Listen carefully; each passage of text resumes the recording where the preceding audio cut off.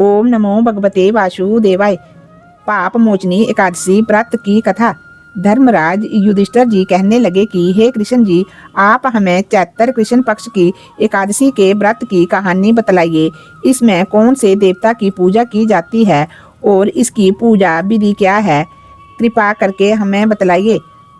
तब कृष्ण भगवान कहने लगे कि हे राजन, यही प्रश्न एक समय राजा मानदाता ने लोमस ऋषि से किया था और जो कुछ उन्होंने उत्तर में कहा था वही मैं तुमसे कहता हूँ।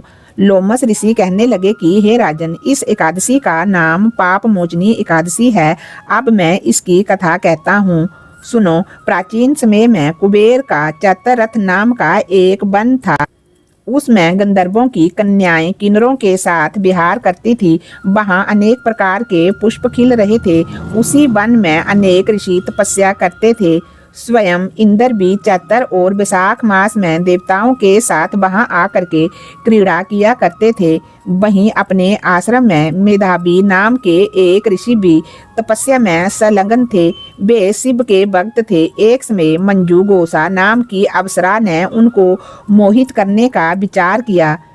वह ऋषि के भय के मारे उनके समीप नहीं गई, परंतु कुछ दूर में बैठ करके बीना बजाने लगी।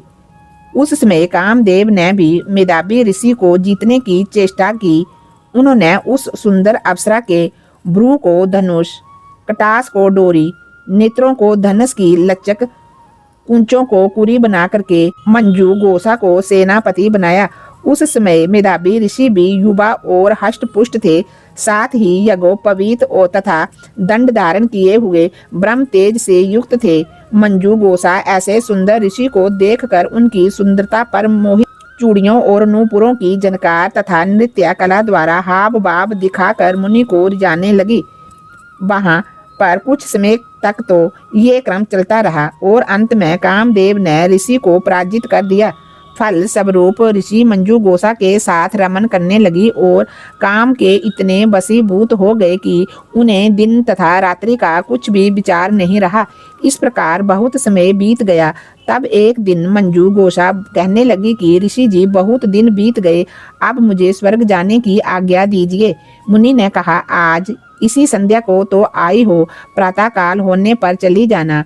मुनि के ऐसे वचन सुन करके अप्सरा कुछ समय तक और रुक गई। अंत में उसने पुनः मुनि से विदा मांगी तो मुनि कहने लगे कि अभी तो आधी रात ही हुई है। अप्सरा ने कहा कि महाराज, आपकी आधी रात बहुत लंबी है, इसका क्या परिणाम है? मुझे यहाँ पर आए कई वर्ष बीत गए हैं।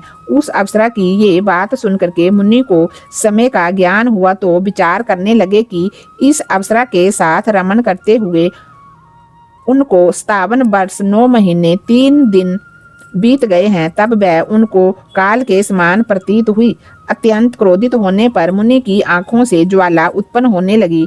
वे कहने लगे कि मेरी कठिन परिश्रम से एकत्रित की गई तपस्या को तूने नष्ट कर दिया है। तू महापापनी और दुराचारी है। तुझे धिक्कार है। तूने मेरे साथ घात किया है, इसलिए तू मेरे साप से पिचासनी हो जा।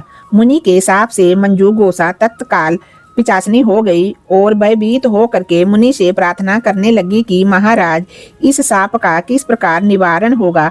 अप्सरा के ऐसे दीन वचन सुनकर के मुनि बोले, हे दुष्टे, यद्यपि तूने मेरा बहुत अनिष्ट किया है, परंतु फिर भी मैं तुझे साप से छूटने का उपाय बतलाता हूँ।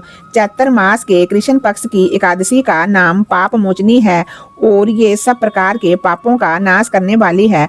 उसका व्रत करने से 50 योनि से तू मुक्त हो जाएगी। ऐसा कहकर के मेधावी ऋषि अपने पिता च्यवन ऋषि के आश्रम में चले गए। मेधावी को देखकर च्यवन ऋषि कहने लगे कि अरे पुत्र, तूने ऐसा क्या किया जिससे तेरा सारा पुण्य क्षीण हो गया है?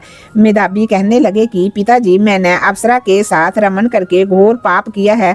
अब आप इस पाप से छूटने का प्रायश्चित मुझे बतलाइए। तब च्यवन ऋषि बोले, हे पुत्र, चैत्र मास के कृष्ण पक्ष की पाप मोचनी एकादशी का व्रत करने से सब पापों का नाश हो जाता है, इसलिए तुम इस व्रत को करो। पिता की आज्ञा पाकर मेधावी ऋषि ने भी इस व्रत को किया, जिससे उसके सब पाप नष्ट हो गए और वे फिर से पवित्र हो गए। उधर मंजू गोसा भी व्रत के प्रभाव से पिचास योनि से छूटकर दिव्या देह धारण करके स्वर्ग को चली गई। लोमस ऋषि कहने लगे कि हे राजन, पाप मोचनी एकादशी के व्रत को करने से सब पापों का नाश हो जाता है। इस कथा को पढ़ने या सुनने से 1000 गौओं का दान करने का फल प्राप्त होता है तथा व्रत में ब्रह्म हत्या, गर्भपात, बाल हत्या, सुरापान, स्त्री से प्रसंग आदि सब पाप नष्ट हो जाते हैं। ओम नमो भगवते वासुदेवाय।